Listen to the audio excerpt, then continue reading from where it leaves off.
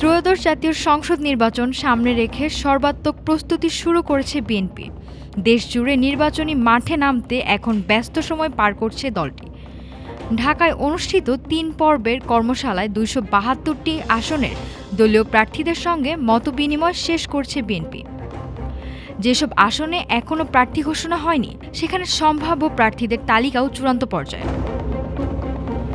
এরই মধ্যে বাগেরহাট জেলার ৪টি আসনে প্রার্থীরা প্রায় নিশ্চিত।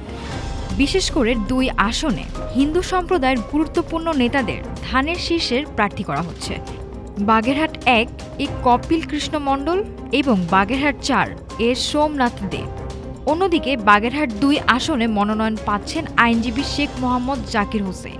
চট্টগ্রাম ৪ আসনেও প্রার্থী পরিবর্তনের সিদ্ধান্ত নিয়েছে দল।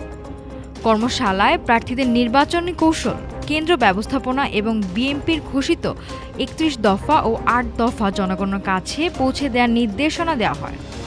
নির্বাচনী ইশতেহারের অংশ হিসেবে ফ্যামিলি কার্ড, হেলথ কার্ড ও কৃষি কার্ড ডিজিটাল সেবার আওতায় আনার পরিকল্পনাও তুলে ধরা হয়।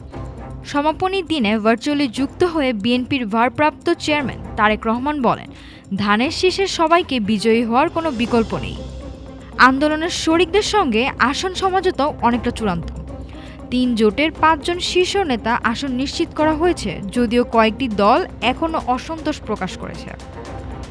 বিএনপির পক্ষ থেকে জানানো হয়েছে, আগামী ২-৩ দিনের মধ্যেই সংবাদ সম্মেলনের মাধ্যমে চূড়ান্ত আসন সমঝোতার ঘোষণা আসছে। নির্বাচনের মাঠে বিএনপির প্রস্তুতি এখন আর কথাই নয়, পুরো দমে বাস্তবায়নের পথে। সামিয়া নাফিসা, ঢাকা টুডে।